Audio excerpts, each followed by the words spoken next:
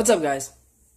Um, I know I said yesterday that I was gonna be recording every week, but today's my day off, and I just kind of had some like free time, and I was thinking about what I could talk about, and I had a couple people tell me what they think I should talk about, so I'm gonna go off that. I'll be talking about two things today: where I come from. Well, the first that'll be the second thing. First, I'm gonna talk about hormones, how to get them, how I got them, and what they're gonna be doing to my body. And then I'm gonna talk about my like family and where I came from. I get more like into depth with that. So, in every state it's different. To get hormones, most states you have to go through a therapist and prove to them that you've been living this way for an X amount of time, and whether they can deny you or they can approve you. And if they approve you, they'll give you a recommendation letter, and you'll take that to the doctor, and that's how you get your hormones. I went through the LGBT center because here in California, it's a lot different. It's a lot easier to get hormones. Basically, if you think you need them, then they'll give them to you. So I went through the LGBT center. LGBT center. I said that all fucked up. Yeah, I just went in there. I told them that I wanted to start hormones. No. This is Charmaine. Charmaine Dupree.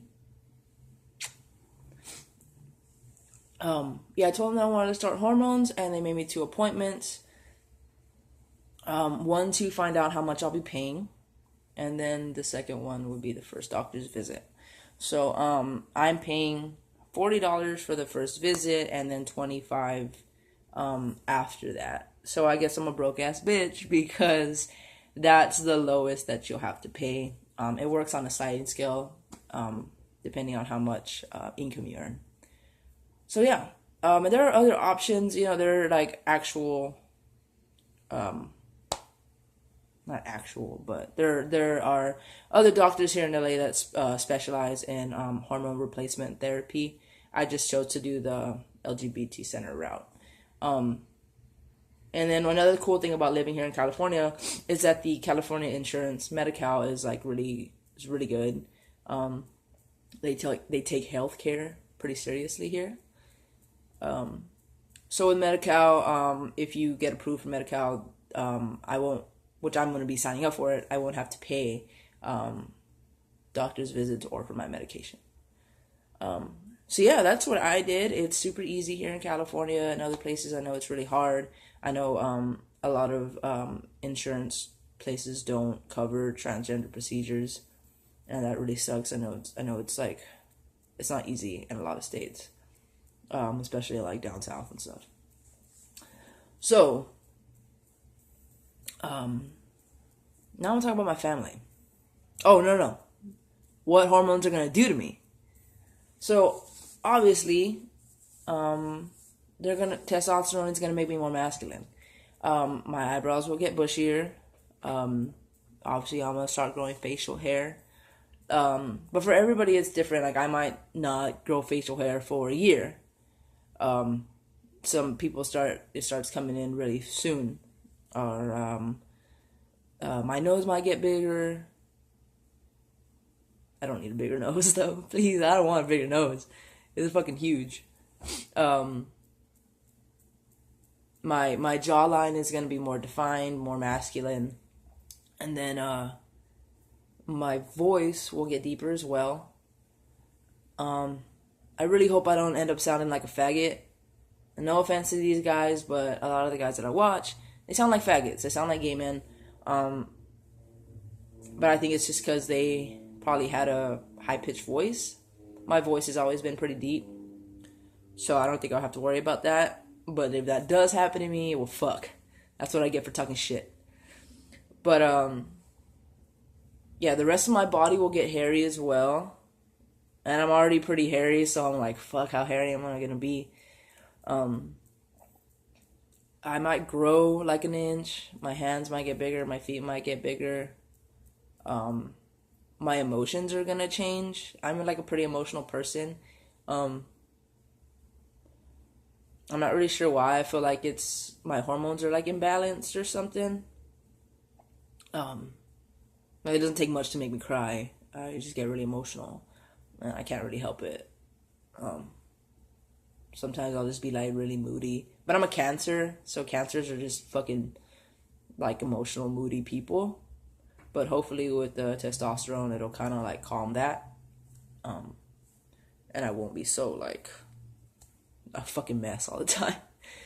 Um, but I think the craziest thing that's gonna happen is that my clit is going to start enlarging and looking like a little penis. And I'm excited to see that.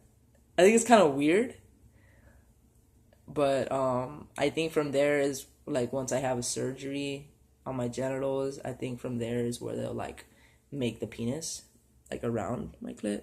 I'm not 100% sure. Um, yeah, I don't want to like. I'm not really sure about like the surgery aspect of it, so I don't want to like say something and it be wrong. But yeah, that's what hormones is gonna do to my body. And I'm really excited to see the changes. I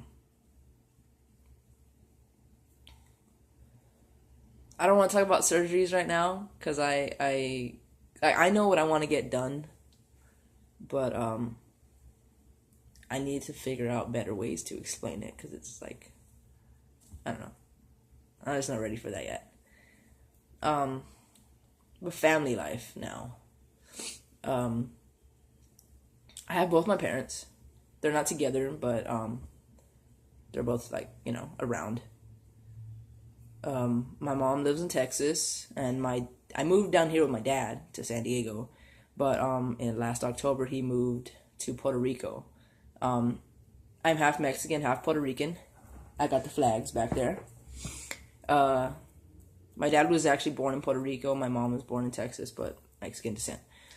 Um, so I was primarily raised by my mom. Um, I fucking love my mom. She's always like being my biggest fan, my biggest supporter, um, my backbone. I could come to her with anything, and she's just really understanding and like tries to just make me feel better. And she's always reassured me that that I can do anything, that I can do anything I put my mind to, that I'm smart, that I'm talented, whatever it may be. My mom has always had my back, and I love her for that. And she continues to support me. She continues to help me out when I need it. If I ever need anything, I know I can call my mom and be like, this is what it is, and can you help me? And she's gonna say yes. Not for dumb shit though, but for the most part. My dad. My dad. My dad was always like in and out of prison when I was younger. Um, he like sold drugs and stuff. Um, he, I just think he didn't know how to be a dad because I have two older brothers and it was the same thing for them.